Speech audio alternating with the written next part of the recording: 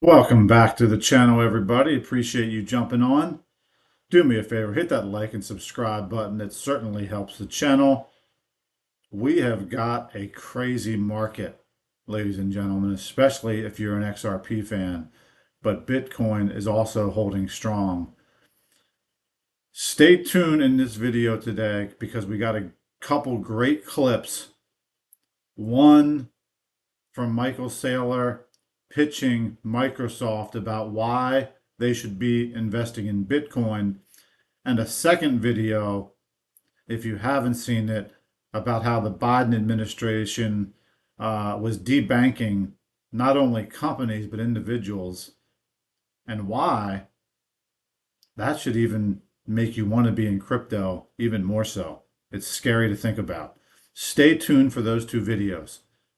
But first, let's take a look at pricing. Bitcoin holding strong, sitting at 95,695, down slightly in the last 24 hours, still up in the 7-day. Has not been able to break that $100,000 mark yet, but we are super close, and I got to imagine it's going to happen before the month of December is out, before we hit 2025. Ethereum down in the last 24 hours, but up 4.5% over the last 7 days, sitting at 30,605. And XRP, ladies and gentlemen, has jumped from the number 7 coin to the number 3 coin in about a week. Its market cap is now 151 billion. Just like 2 weeks ago, it was like 34 billion. This is on a massive run, up 41.83% in the last 24 hours, up 80% in the last 7 days, sitting at $2.65. This is incredible. We were just talking about XRP at 55 cents, 60 cents not long ago. Absolutely tremendous run, and I think it's only going to continue because we don't have the RLUSD yet, and we don't have the final decision on the SEC case. Solana sitting at 224.23, down about 5% in the last 24 hours. Let's jump into some news because we got a couple great videos for you. Stay with me here. But first, from Thinking Crypto, Tony Edward, he says the race for the XRP spot ETF is heating up. He's retweeting Eleanor Tourette here. It says Wisdom Tree Funds officially files an S1 with the SEC and for an XRP spot ETF. Wisdom Tree joins Bitwise 21 shares and Canary funds in applying for a fund that tracks the daily price of XRP. Who are we waiting for? We're waiting for BlackRock. That's who we're waiting for. I gotta imagine they're gonna file as well. But even if they don't, this is huge with these 4 players getting into the ball game. This from Chad Steingraber at 1:30 XRP was at $1.94 with an inflow of 1.75 million. At 145, a massive order inflow of $31.4 million hit and started the run at 196 per XRP. The peak was at 2:15 p.m. with a killer 35.23 million inflow, price hitting $2.05. This is less than 24 hours ago, ladies and gentlemen, and now we're sitting at $2.66. So I'm sure Chad has updated his numbers by this time. Absolutely scary what XRP is doing right now. Getting to this video from Altcoin Daily, he says why Microsoft can't afford not to buy Bitcoin. Michael Saylor's 3-minute presentation finally revealed. Let's take a listen to Michael Saylor's presentation to Microsoft and why they should be buying. Take a listen.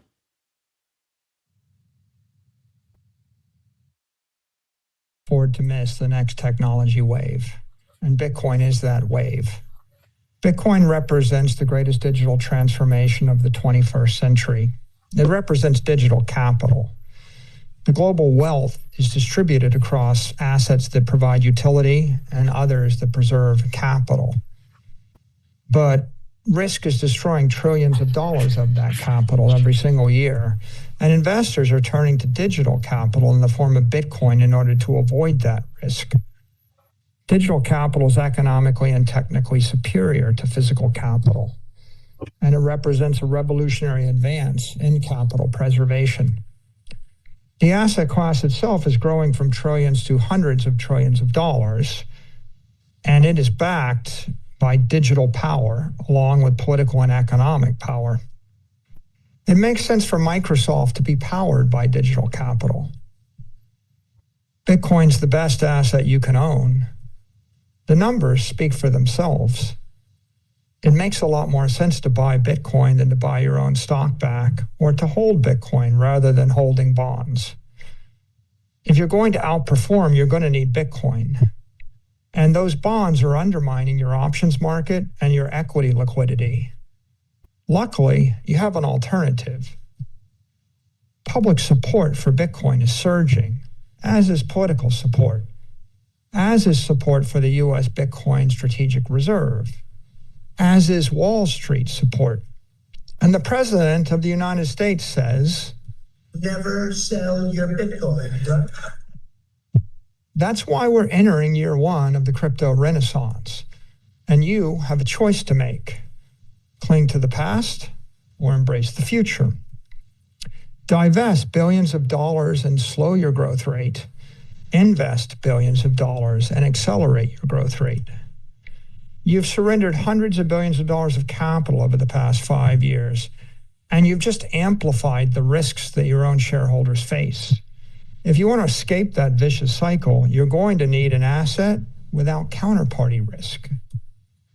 What if you could buy a $100 billion company growing faster than Microsoft for 1 times revenue? What if you could keep doing it every single year? It's time for Microsoft to evaluate its Bitcoin strategic options. We've created an open source model. You can plug in your own assumptions. You can convert your cash flows and your dividends and your buybacks and your debt into Bitcoin. If you do that, you'll add hundreds of dollars to the stock price. You can create trillions of dollars of enterprise value. You can strip away risk from your shareholders, and you can prosper on the Bitcoin standard. So do the right thing for the world and adopt Bitcoin. So what do you think, ladies and gentlemen? Put in the comments, do you think Microsoft ends up buying Bitcoin?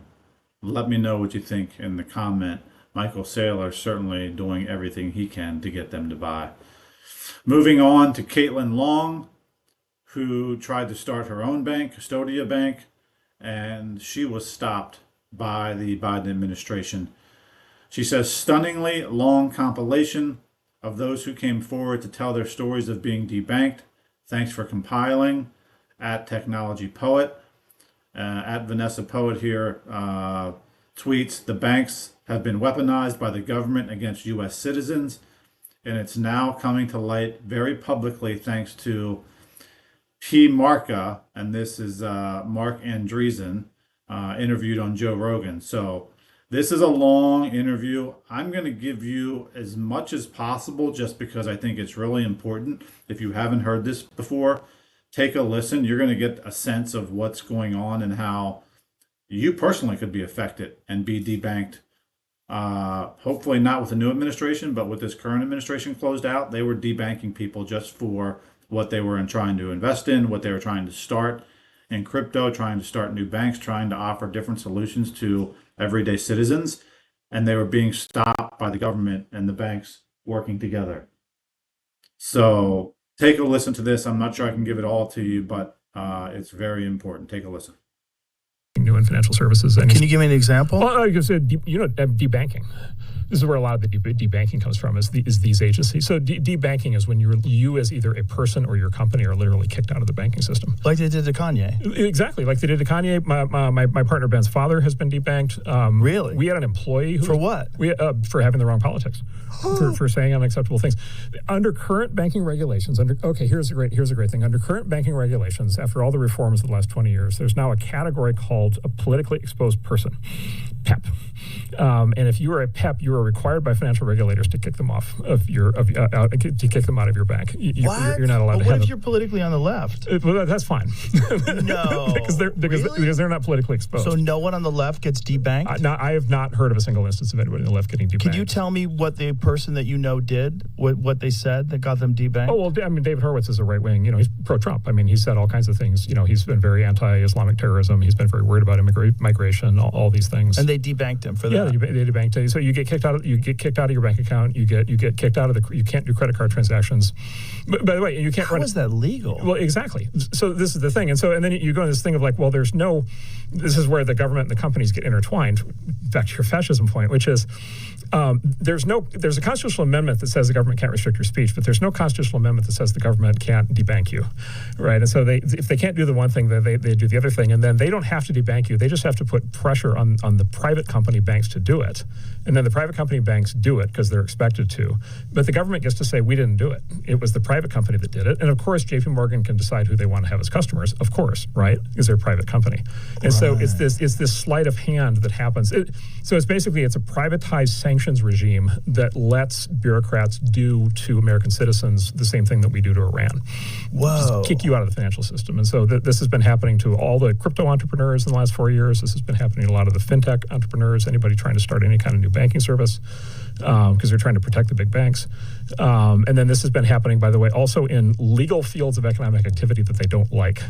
And so a lot of this started about 15 years ago with this thing called Operation Choke Point, where they decided to, as marijuana started to become legal, as prostitution started to become legal, and then guns, which there's always a fight about. Under the Obama administration, they started to debank legal marijuana businesses, escort businesses, and then gun shops, just like your gun manufacturers, and just like you're done, you're out of the banking system. And so if you're running a medical marijuana dispensary in 2012, like guess what? You're doing your business all in cash because you literally can't get a bank account. You can't get a Visa terminal. You can't process transactions. You can't do payroll. You can't do direct deposit. You can't get insurance. Like none of that stuff you've been sanctioned, right? None of that stuff is available. And then this administration extended that concept to apply it to tech founders, crypto founders, and then just generally political opponents. So that's been like super pernicious. I wasn't aware of that. Oh, 100%. And this is called, so it was Operation Choke Point 1.0 was 15 years ago against the pot and the guns. Choke Point 2.0 is primarily against their political enemies and then to their disfavored tech startups.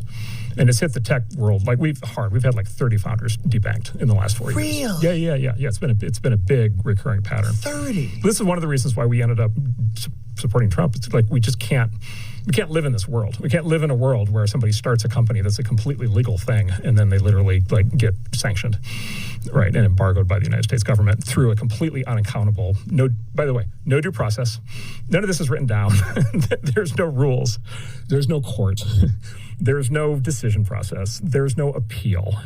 Who do you appeal to, right? Like who do you go to get your bank account back, right? God. And then there's also the civil asset forfeiture side of it, which is right the other side, and that doesn't happen to us, but that happens to people in a lot of places now who get arrested, and all of a sudden, the state takes their money.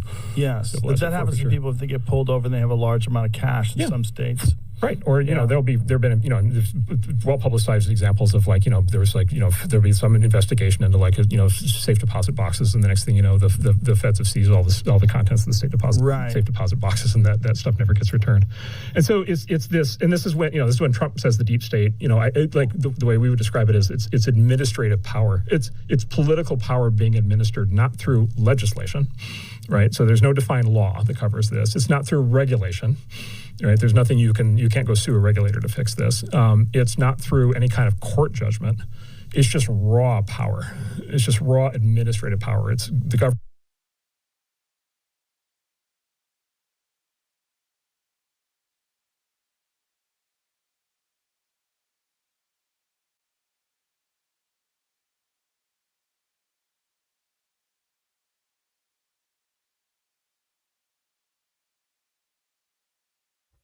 People had to move their money out of the banks. It's crazy. This is why I say look into crypto. There's other ways. It's going to become, this is going to go away, but, do your own research, investigate it, but there's other options out there. Appreciate you jumping on. Do me a favor, hit that like and subscribe button. We'll see you on the flip side.